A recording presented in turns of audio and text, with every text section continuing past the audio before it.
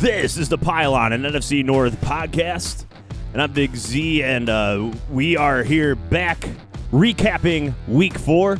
We're doing this a little later than normal because of the Monday night game the Packers played to wild success, but we'll get to that in a moment. But I'm Big Z representing the Detroit Lions. Let's go around the horn really quick. So we got Remy representing the 1-3 Minnesota Vikings. We're down, but we're not out. Don't stop believing, baby. Skulls to the bullpen, reign in control. Let's get it.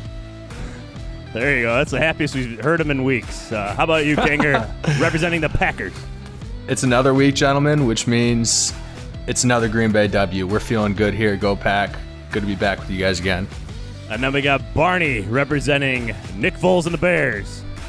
I'm just here so I won't get fined. All right, gentlemen. And we'll get to all the Packers and the Bears, but I think what we're going to do right off top of this, you've been waiting 3 weeks, Remy, so I think we're going to start with you. We're going to go, from the early games to the late games. So the Vikings with a big victory on the road, 31-23. I was the only believer. I was the only one that picked them, Remy. I told you that run offense against that shitty Texans defense proved to be right. Recap the game for us, will you? And you're right about that, Big Z. Dalvin Cook just did whatever he wanted to on the field. He was a violent runner. He got where he needed to be whenever he wanted to be there. I want to apologize to all Viking nations out there, Viking fans listening, on how harsh I was. I believe I predicted the score at first to be 30-10 in favor of the Texans, and then lightened up a little bit. Still took the Texans, but I took the over. You know what? This is a team, I look back on the last 4 weeks of football, and we've put up 30, and we dropped a dud to 11. We're putting up points. Our offense can put up points. Justin Jefferson has emerged, and it's like, if you're a Vike fan, you're almost thinking, did we find Diggs' replacement? Now, can he play a full season? Will he keep up the production time will tell. So yeah, it's a big role to step in. Obviously, sitting there at 1-3, we still have a lot of work to do. We got the Seahawks this coming week, so no easy game there, and it's at Seattle. It seems like we've been playing that game for the past 15 years. But no, I mean, you like what you see out of the O-line that game. I believe second-year guard Drew Samia out of Oklahoma and right tackle Brian O'Neill, they actually allowed 0 pressures on T.J. Watt or on J.J. Watt. Sorry, so. As far as I know, I didn't see Kirk. I think he might have got sacked once. Offensive line definitely is 3 times. He got sacked 3 times. 3 times. So, I mean, offensive line's improving. Wide receivers, I mean, Kirk's stepping up in that pocket, trusting his receivers who he can go to. So you got to look at the other side of the ball on the defense. Their defensive backs were still depleted. Still missing our best defender, Daniil Hunter, who reports came out today. His athletic trainer advised him he sits out the rest of the season. He, on the other hand, is urging to play. He wants to go against his doctor and say, no, get me out on the field. The guys need me. Concerning, it's a disc in his neck. It's always no good. But, I mean, we played very well considering we were out with Mike Hughes, who is considered our number 1 corner. Neck injury still. Chris Boyd with a hamstring. Guys that really stepped up. Holton Hill made a nice pass deflection on just straight man coverage. That's the first time I've seen Holton Hill cover anything. I don't even think he could cover a spread if he bet on a game. But what I'm really disappointed in is that Minnesota has not found their wide receiver 3. We're kind of just rolling with Thielen and Jefferson and Dalvin. Maybe that's our big 3. Maybe that's the offense we go to. I love seeing Dalvin getting involved more. His touches are up significantly more. You give him more touches, great things are going to happen. The Vikings can put up points, but our defense, we need to stop them on defense. I don't know. What did you? How was the defense in this game? Was it an improvement? It couldn't get much worse, right? Right. And I mean, you can contain Deshaun Watson as much as you can. And I think playing this game before going into a Russell Wilson, where 2 quarterbacks that are very mobile, very good on their feet, eyes on the field. The key is to keep these guys in the pocket. And what I think happens is this is a good game to win on and to go into Seattle and to have some momentum. And, I want to go around the horn. And what did you guys, if you guys watched it or saw highlights, what did you think Minnesota did best on yet so far this season? Ginger. I didn't watch the game, but just from the recap that I've read and just the information that I've looked into it, it looks like the Vikings formula for this really was, and as it should be, was they ran the ball very well with Dalvin Cook. Like that should be the bread and butter for that Vikings offense. And it seems like they let Kirk Cousins throw, he threw 22 times. That seems like the magic number you really want for the Vikings, right? I don't think you talk about having the 3 wide receivers. You do have 2 very good wide receivers. Jefferson's definitely proving to be well worth that draft pick, no doubt. But you don't want Kirk slinging it 30 times a game. We've all seen what happens when it's put on his shoulders like that. So I think the Vikings formula for this game obviously worked very well, and they won. They officially they ended Bill O'Brien's career with the Houston Texans. So the last team that he faced before he got the boot. Of course, if he's slinging it, 30, 40 sometimes, that means the run game isn't working. So they definitely got it. Yeah, the Seahawks are 4-0 going into this game. We could be ruiners and help you guys out, Kinger. I'm all for you guys stepping up and beating Seattle next week, but it all comes. Is that a Packer cheering on a Vike? Do I hear that, fellas? Hey, I'm for it for sure. I want that number 1 seed for Green Bay, and Seattle seems like they're the ones standing in the way of that right now. Love it. Yeah, and I'll close with this. Vikings defense continue to improve. Injuries just they baffle us. Of course, they got to baffle our hardest and most thin position at corner. If I'm Minnesota, like I said, I'm taking it week by week, by game, even by day. Who knows who's going to come up hurt or who's going to come back from injury. Definitely a win that Viking fans needed to get behind to say, okay, this is the team that we knew, but we need more of it. Yeah, and a kind of a weird week for Minnesota too, with the COVID test and shutting down facility for a couple of days. So their ability to go on the road and still win was that's an impressive one. Off a day, losing 1 day of practice beat all of it too. Maybe that's the key. Yeah, practice less. And just how about Yannick Ngakoue? Is this guy gonna be staying around for the while for the Vikings? Is he playing well enough for them to earn a big contract going forward here? Two of the last 3 games he's had strip sack fumble. I believe he had a sack last game. Yep. And I mean, part of us. So he's had 3 sacks in 4 games. 2 of them strip sack fumbles. When we signed him, and I woke up to that news, I was a kid on Christmas. But then I thought, there's got to be something deeper with Daniil. But then you're skeptical and you think, oh no, Zimmer's out here saying it's a mild tweak early August. A mild tweak doesn't translate to he shouldn't play this season. So I'm thinking they got Ngakoue just to replace Hunter, but he's 25 years old. You don't sign a 1-year 25-year-old who's arguably one of the best to play that position and not pair him with the 2-headed freak monster with Daniil. You have to sign him long deal, and that's whether Kirk Cousins takes another pay cut or one of your veterans steps up and takes another pay cut. You have to get the D-line solidified, otherwise you will not win games. Definitely. And 40 rushes in this game for the Vikings overall. 27 from Dalvin Cook, but if the Vikings are doing that means they're doing something good. How about that Kirk Cousins 4th down looking like Michael Vick out there? I believe it was 4th and 3, and they just... Here, Kirk, take it, run to the left side, and we'll block for you. I mean, Michael Vick would have been there in 2 seconds. Kirk Cousins probably would have taken 2 more years, but we got the first when it mattered. Barney, what do you think of Remy's new spirits this week? He sounds like a new man this week. A lot of energy coming from that side. I'm all for it. I love seeing him happy. He's talking about Trevor Lawrence. I love being happy. Not more than 2 weeks ago, and now or at least in our chat off this podcast, he's talking about 10-6 and wild card all of a sudden. 10-6 wild card, baby. Possible Dalvin for MVP. It can be argued. All right, I think that's a good. Way too early for those conversations. I think that's a good high point to go off there and transition to the second noon game, because the Bears were supposed to play at noon, but then they got moved to the primetime spot there at 3:25 on CBS. So the Lions are the other noon game, and it's the same old song. They get up early, double digits, 14-0, like within a matter of 5.5 minutes in the game, up 14-0. It's like a 14-point handicap essentially to start the game, and then the Saints score 35 straight unanswered points. It's just the same. It's the same thing, different week, same shit, different day for the Lions. They cannot stop the pass. They cannot stop the run.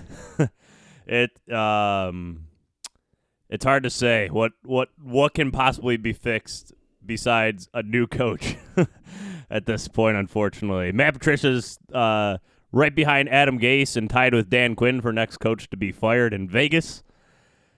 Matt Stafford Matt Stafford needs to play a perfect game for the Lions to win.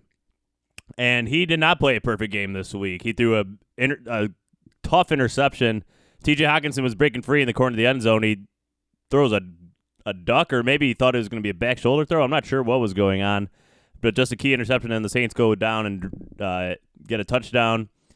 Then Stafford missed a wide open Marvin Hall for 40 yards, like wide open in the end zone, just overthrew him. And that would have been with 7.5 minutes left. Instead, the Lions bleed 5 minutes off the clock and score with just barely 2 minutes left in the game, and then the Saints get the world's easiest 3rd and 5 conversion to close out the game, like just a jet sweep. Or a toss to Kamara with nobody out there. Now, Kamara's a good player, but, man, the Lions cannot stop the run to save their lives. It's their linebackers. Their linebackers are just nowhere to be found.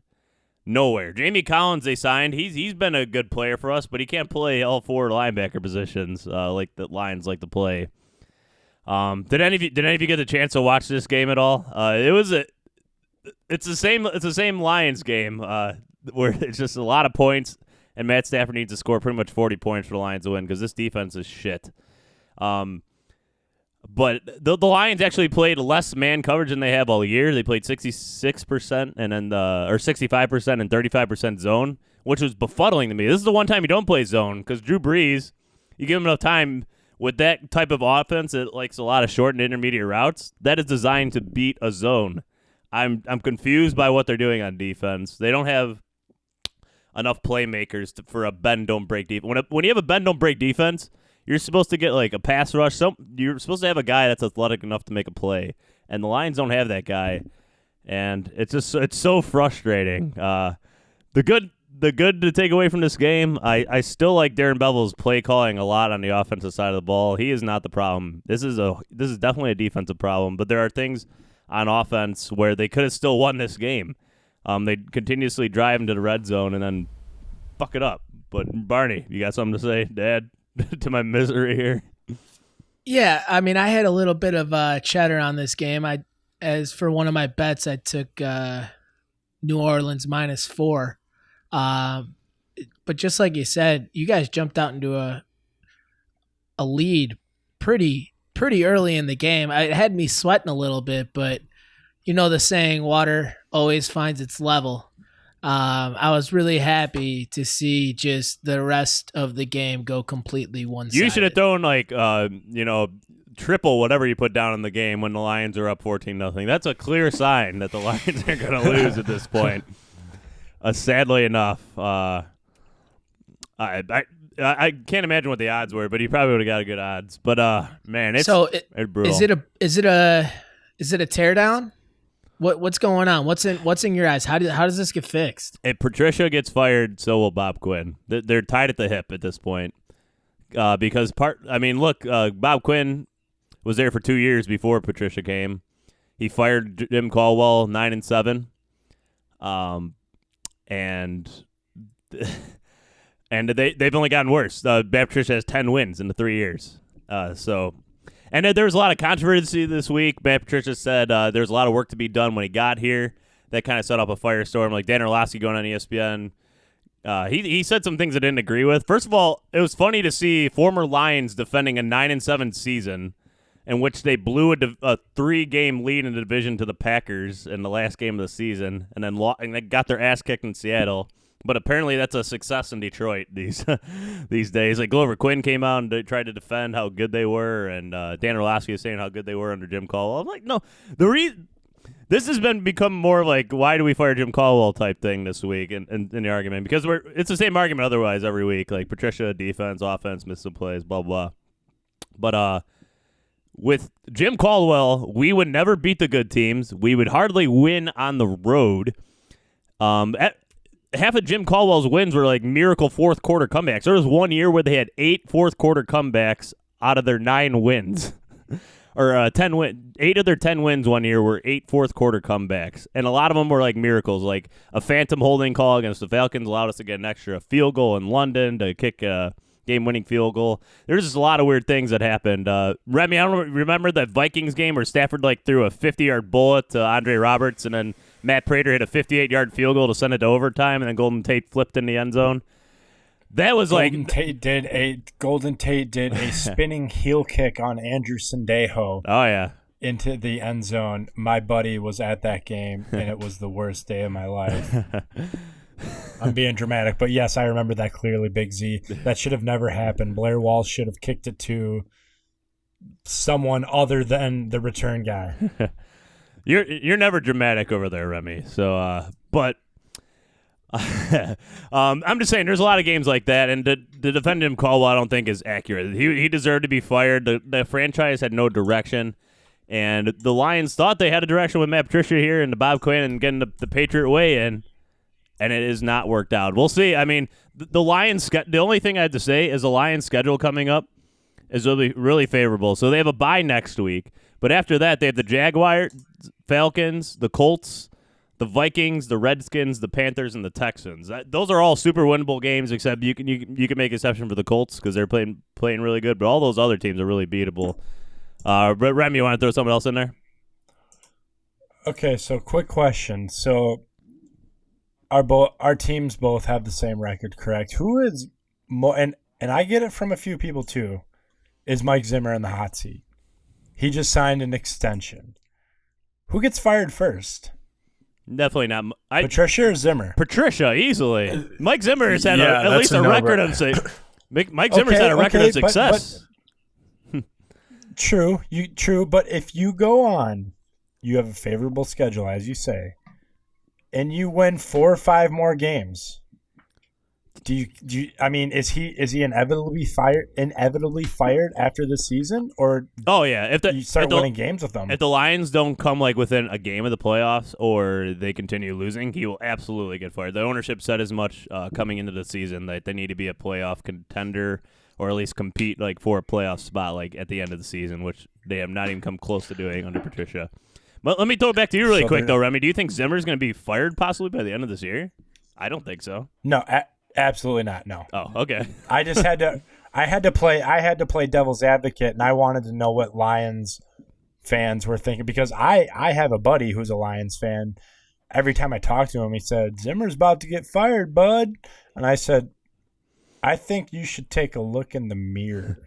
Oh, I think a lot of Lions fans would want Patricia fired now. That's just how Lions fans have been. They're very quick to wanting to fire people. I personally don't think there's really too much of a difference, though, in firing a coach now after week 4 or firing a coach after week 8, right? So, I mean, you could pull the trigger. The Lions do it. But in the scheme of things, I don't think it matters. I think you might as well. We'll see what he does in a couple of these winnable games for the Lions. Yeah, the Lions don't have a record. They don't have a history of firing coaches in the season anyway. So, Remy. I have a quick question. Are there any is there anything you're reading that indicates if they fire Patricia, they could hire so and so? Has anything like that even been leaked yet? No. Thinking about your next perfect coach? No.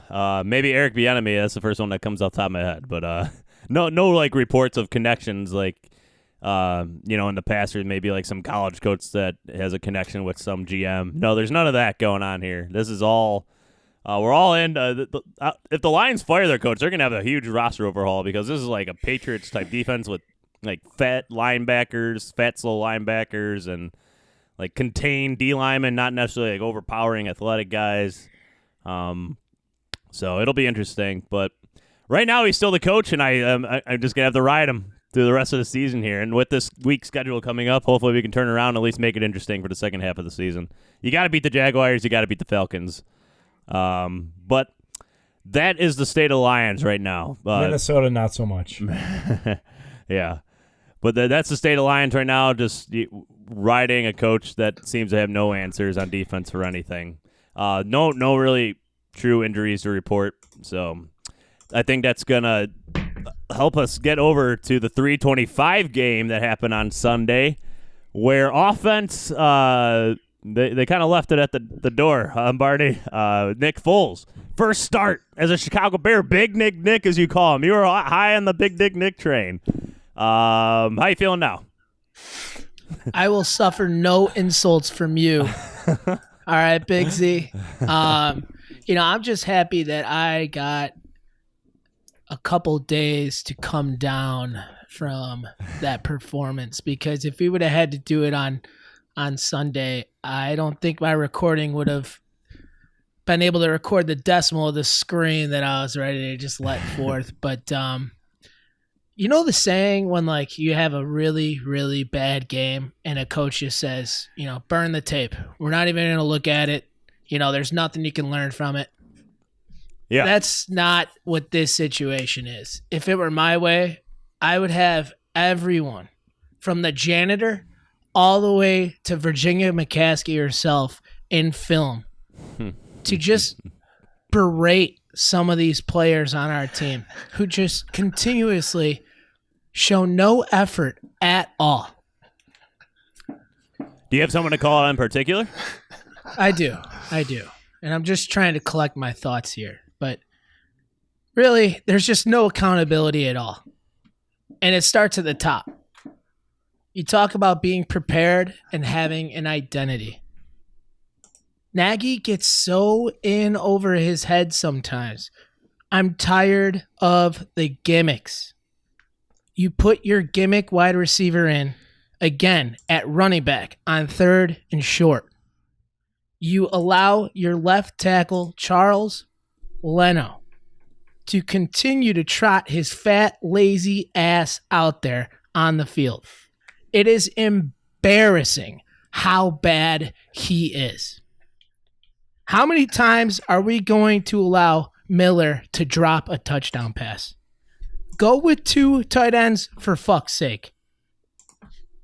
Get him the fuck out. He dropped a pass in the red zone late in the game that went on to be an interception.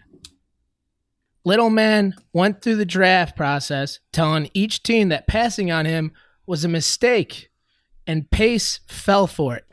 Buddy got 2 feet for hands. He couldn't catch COVID if you tossed him a football covered in it.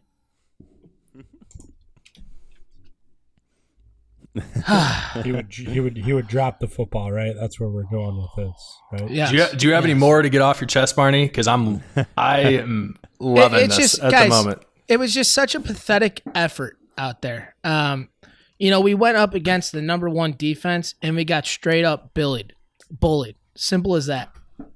16 rushing attempts for 28 yards.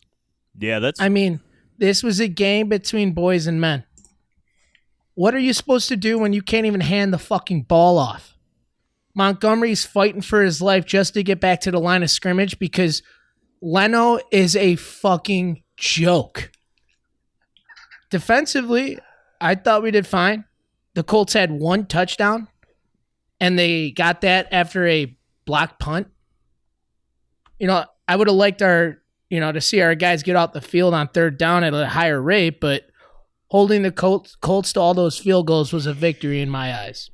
Our offense was so bad. Yep. That of the 11 drives the Colts had, their average starting field position was the 39-yard line. They're starting on the 40. How are you supposed to just win that game? If it wasn't our defense, and they didn't have their best game, but if it wasn't our defense, this Phillip Rivers, not even vintage Phillip Rivers, would have put up 40 on most of these teams in the NFL. It was just pathetic. Oh, man.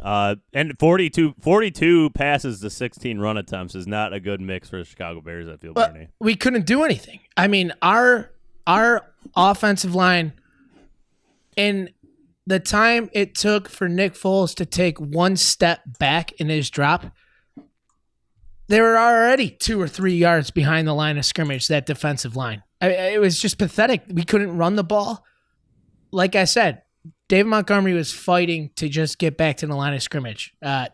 16 attempts for 28 yards. That's just, I don't know how you're supposed to do anything offensively. I don't hang any of this on Nick Foles. I mean, he missed a couple throws here and there, but he wasn't the one that had any responsibility with us losing. I mean, we're driving down the field in the fourth, and he hits Anthony Miller right in the hands, and Anthony Miller drops it, and it gets picked off. Like, it's pathetic. I mean, that's in the red zone.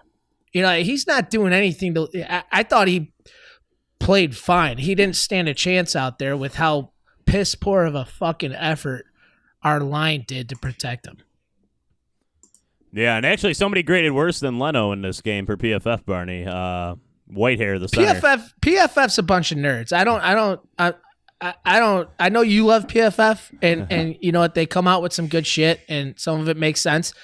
But if you watch the game, if you just watch the game, it doesn't, like, I don't care who they graded worse.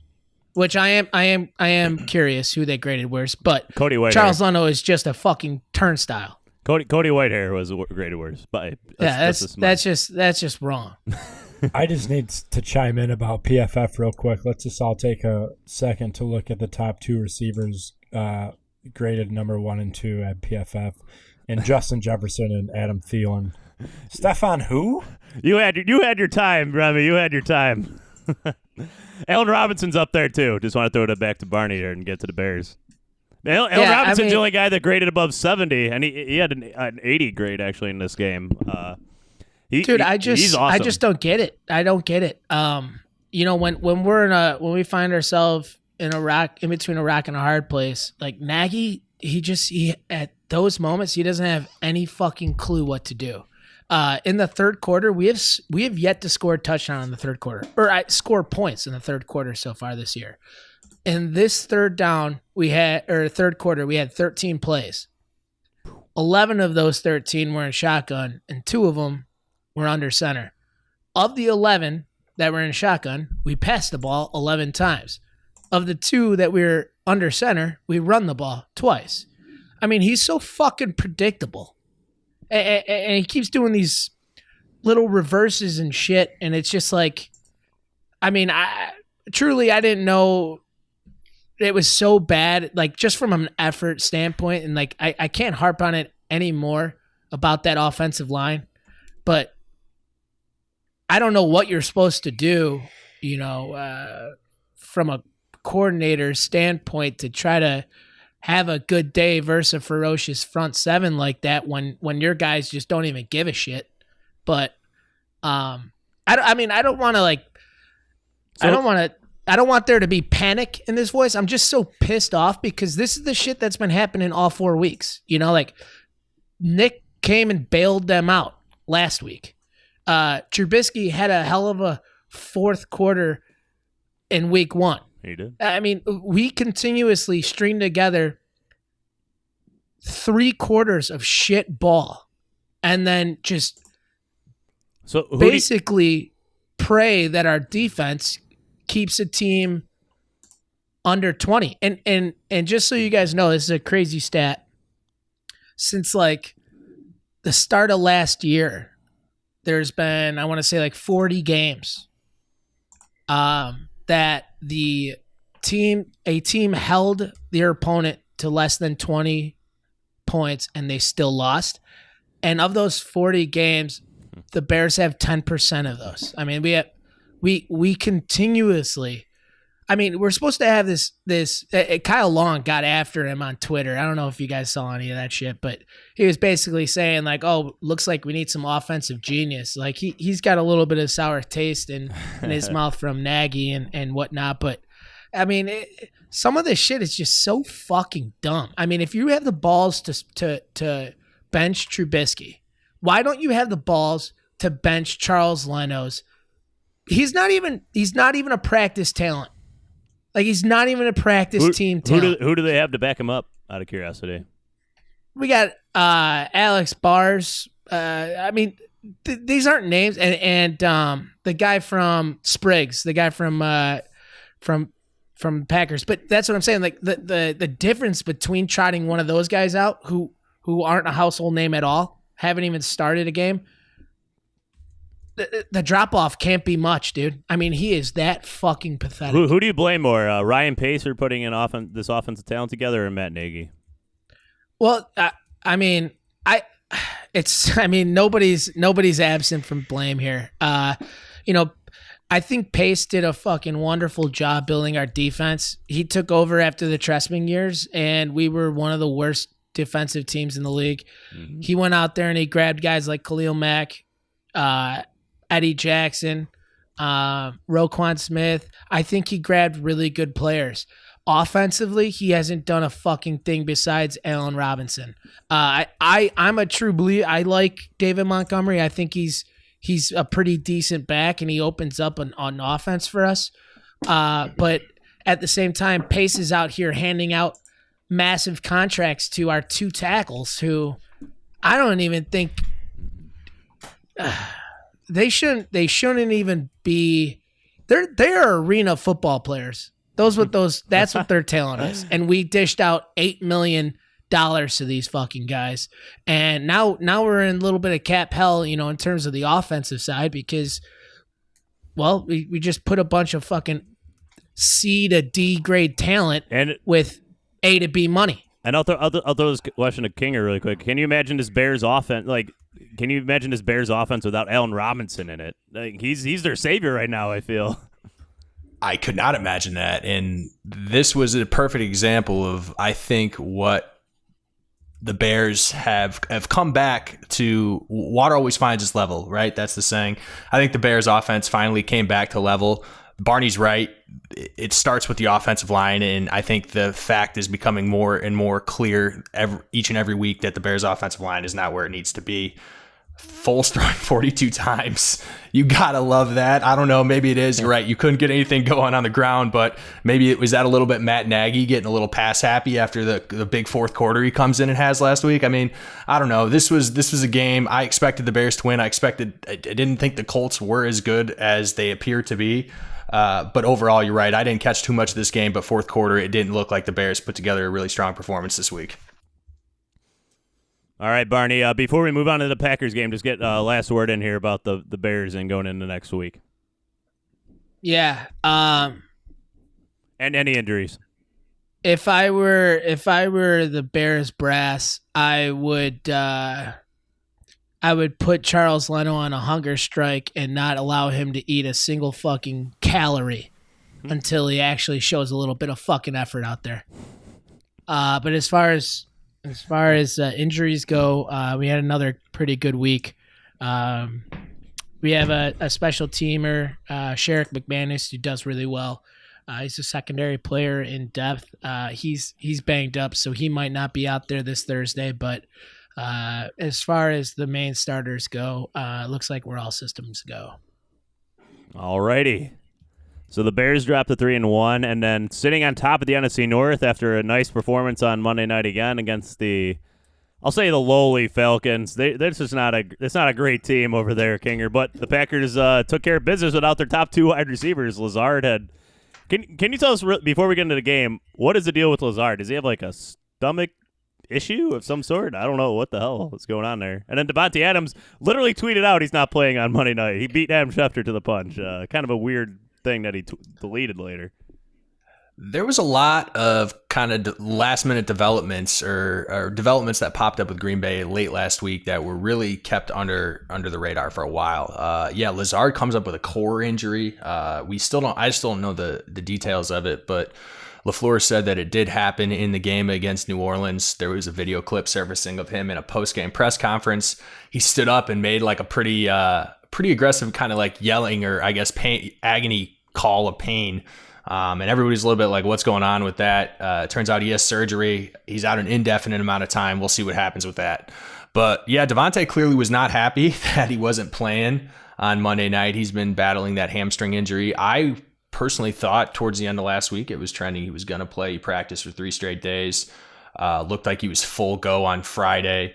But the Packers staff made the decision to hold him out heading into the bye week, and they felt comfortable heading into the game and with the personnel that they had. And I think it showed to be a just fine decision, as Green Bay was able to completely dominate the Falcons for the most part. Yeah, absolutely. So talk about Robert Tonyan, man. This is a guy that was on the Lions practice squad. They got rid of him. Now he's tied for the lead in touchdowns in the NFL. What the hell? This is an awesome story, and I love Big Bob Tonyan. It's funny, Barney texted me that he was thinking about getting a little action on the game yesterday and asked me if I was worried if Green Bay was in a chance of losing without their some of their players, and especially with Ridley and Julio being last-minute goes for Atlanta. Of course, I told him no, I wasn't, but I told him to look out for the tight ends. I thought maybe we were going to get Jay Sternberg a little bit more involved, but it turned out we didn't need to at all. Bob Tonyan had a great night, right? 8 catches, 95 yards, 3 touchdowns, including a pretty ridiculous one where he was pretty much tackled a couple yards after the line of scrimmage, did a full-on somersault, gets back up, wide open. Rodgers finds him and scores a touchdown. But it was good to see. They did a lot of they switched up the game plan a little bit last night. Again, still continued to involve a lot of motion, different formations, getting the guys involved, but a lot of getting the running backs involved last night. Jamal Williams actually led our team with 8 catches last night, only 78 rushing yards on the grounder. What's the exact number? I think that was 78 rushing yards on the ground for Green Bay. So not a huge night on the ground, but Rodgers did his thing, picked them apart. Extremely banged up secondary that got even more banged up when KZ goes down with the Achilles injury early in that game. Even without our receivers, we had enough guys step up, and for Tonyan to have a career night like that, and these running backs to come up and really be a factor in the passing game, they were really able to do whatever they wanted. Barney, Remy, is Aaron Rodgers in the top 3 running for MVP? I would think so. He's playing ridiculous. Yeah, I think the only guy that you can definitely make a case for being better than him maybe is Russell Wilson, really. Mm-hmm. Yeah, I mean, he's up there. It's a long season, right? I think both of those guys, especially after last night, both Aaron Rodgers and Russell Wilson are doing a lot with a little. So, we'll see if the trend's going to continue. Remy? No, I agree. And as much as it pains me to say this as a Minnesota fan, I would even say, Aaron Rodgers is doing it with less than what Russ is doing it with. You got DK Metcalf, you got Lockett, and who do you have on the Packers? Lazard's injured, Adams is injured. Robert Tonyan. You have construction workers, former construction workers, coming in there and playing football. Rodgers is doing Rodgers things. I will end on this. Go beat an elite defense, and then we'll have another talk. Oh, jeez. Rodgers, 1,214 yards, 5th in the NFL, 13 touchdowns, 2nd, no interceptions, and a 92.8 QBR, which is 1st in the NFL. Kinger, if he keeps on this track, he's probably going to win it, right? If you look back at his numbers when he's won the MVP previously in the couple seasons, his numbers are right across the board, right on par with that, if not better. I appreciate your guys' kind comments on Rodgers. I do. It's nice to hear that from a Bears and Vikings fan. And I'm going to even throw in, along with Russ, you still can't discount Mahomes. And quite frankly, under the table, Josh Allen's having a really good season out in Buffalo. Yeah, he is. I think all 4 of those guys there can be arguments made for all cases there. But really, Rodgers is playing great, and I think there was some fuel to the fire heading into the season. Everybody, counting him out. He made a great comment today on Pat McAfee's show that a down season for what people consider a down season for him last year is a career year for other quarterbacks, which I thought was absolutely awesome because it's 100% the truth. So there's definitely some fuel to the fire, but I want to give credit. Rodgers deserves all the credit he's getting right now, but I want to give credit to the offensive line again. Another excellent night. They continue to prove that they are an elite unit, one of, if not the best in the NFL. The only one sack allowed. Rodgers continues to get the time. They're run blocking very effectively. I'm very pleased, and I really think you got to start bringing that conversation. Is Matt LaFleur is definitely one of the better play callers in the NFL, because he continues to show on a week-to-week basis that he's got an abundance of plays and ideas that seem to be that he's developed from watching some of these other coaches in the years, that you got to put him right in those conversations with those guys. So overall, very happy. Very quietly, boys, I just want to throw a couple things out here. Again, we're very early in the season, but even with how banged up Green Bay's been right now, we have the number 1 rated corner for PFF right now in Jair Alexander. Yeah. We have the tied for touchdown leaders in Bob Tonyan with Mike Evans. Who would have thought that?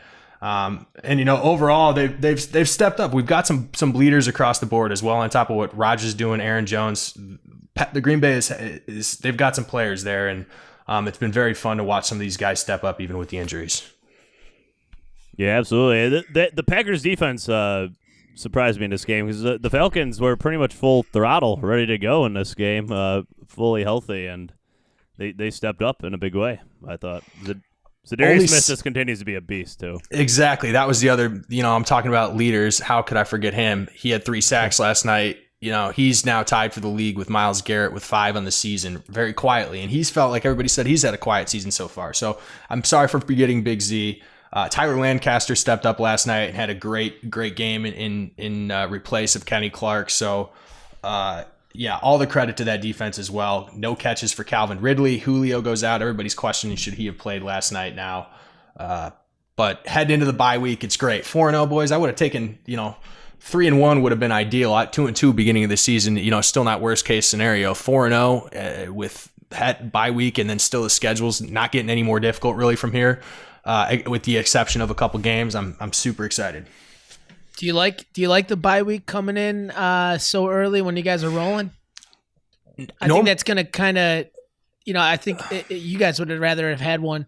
I don't want to say later, but somewhere around like 9 or 10, somewhere, because you guys are cooking right now, and normally I would never say know how you do coming off a bye. Normally I would say no and agree with you, Barney, but we're banged up right now. We could use it. It sucks for the players this year because the NFL implemented a rule where you can't leave your respective city either.